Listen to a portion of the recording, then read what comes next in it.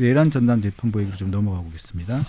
내란 전담 재판부 뭐 기세 좋게 시작을 하더니 위원 앞에서는 꼬리를 내리는 겁니까? 민주당이? 글쎄요, 꼬리 안 내릴 것 같은데요. 그냥 계속 밀어붙이지 않을까 저는 그런 생각이 드는데 뭐 어떨지 모르겠습니다. 속도 조절. 그냥 아무 생각 없이 밀고 나가는 게 민주당의 특징 아닌가 저는 그런 생각이 드는데 이거는 특히 이제 뭐 내란 재판부 만든다 뭐 이런 이야기 하지 않습니까? 내란 재판부가 결국은 특별 재판부인데 줄이면 특판이잖아요. 저는 지금 민주당에서는요 특판할 때가 아니에요. 특판할 때가 아니고 특감을 해야 될 때 아니겠습니까? 왜 법에 있는 특별감찰관은 인정하지도 않고 임명하지도 않고 모든 사람들이 위헌이다라고 다 이야기하는 특판을 고집하는지 저는 이해가 되지가 않고요.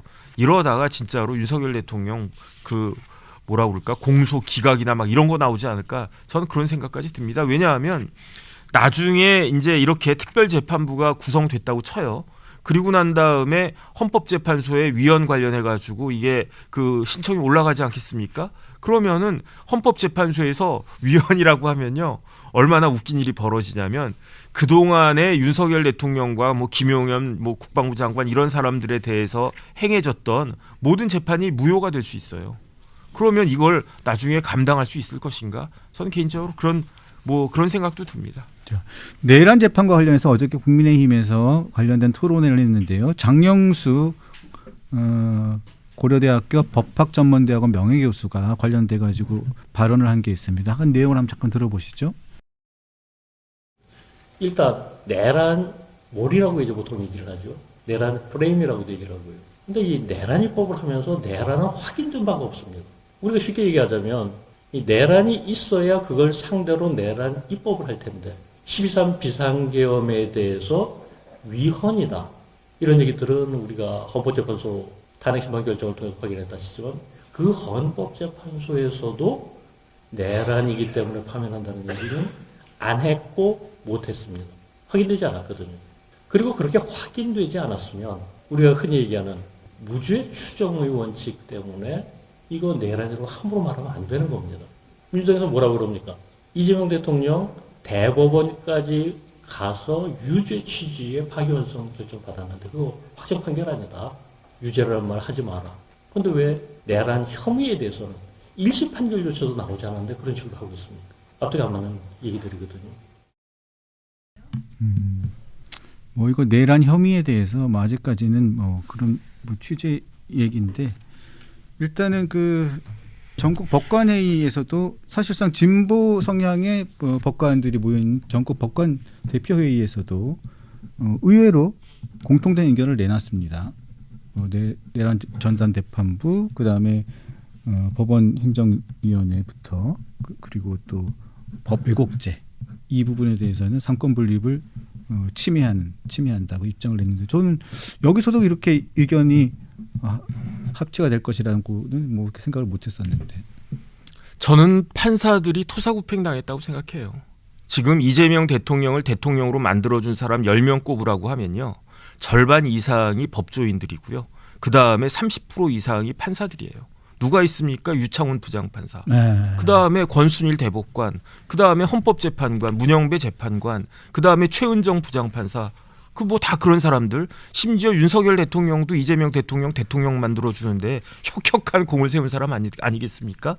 그런데 그렇게까지 해가지고 윤석열 대통령을 뭐 끌어내리고 그다음에 이재명 대통령을 대통령으로 만들어줬는데 지금에 와가지고는 어떻게 됐느냐.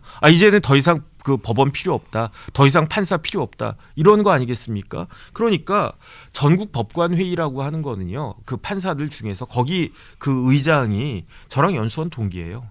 여자 부장 판사인데. 그러면 굉장히 진보적인 원래 그냥 일만 하는 판사들은요. 이런 거 안 해요. 그냥 자기 일하기도 바빠 죽겠는데. 뭐 명의가 텔레비전 나오겠습니까? 명의는 자기 일하기에 바쁜 사람이에요. 그다음에 진짜 잘 나가는 변호사가 이렇게 방송 나와가지고 막 침 튀기면서 일하겠습니까? 진짜 잘 나가는 변호사들은요. 돈 벌기 바쁘다고요. 그러니까 이런 무슨 전국 법관회의 이렇게 오지랖 넓게 나서는 사람들은요. 이른바 진보적인 판사들이 많이 있는데 물론 100% 다 그런 건 아니겠지만 그런데 이 진보적인 판사들조차도 이거 이러다가 판사가 사법부가 형해화 되겠구나. 삼권 분립이 무너지게 되겠구나.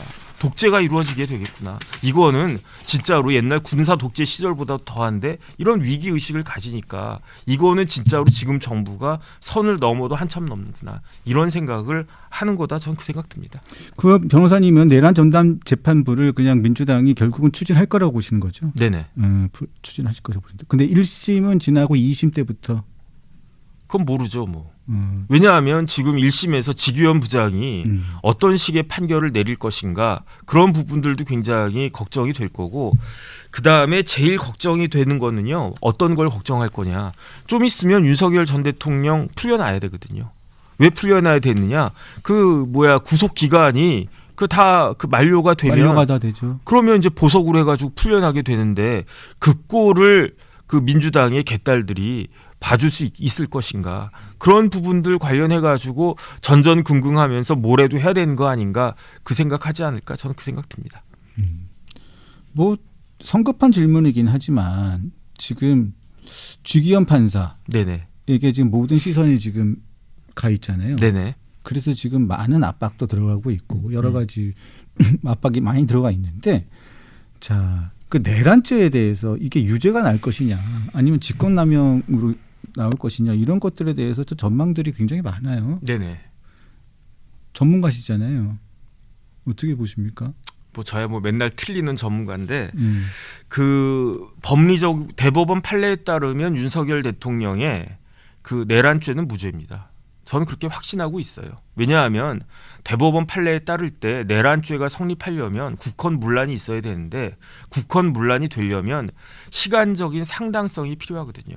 윤석열 대통령이 계엄 선포하고 계엄 해제할 때까지 길게 잡아봤자 6시간이에요. 그 정도 계엄했다고 해서 이거를 내란이라고 할 수 있겠는가. 12.12만 해도 몇 달 동안 이렇게 걸리고 그러지 않았습니까? 그다음에 그걸로 인해 가지고 군사 정권 성립돼 가지고 쭉 몇 년 동안 군사 정권이 계속 유지되지 않았습니까? 그런데 윤석열 대통령은요. 비상계엄 4시간 6시간 만에 끝났고 비상계엄의 결과가 뭐냐? 민주당 정권이잖아요. 이걸 내란이라고 볼 수 있나?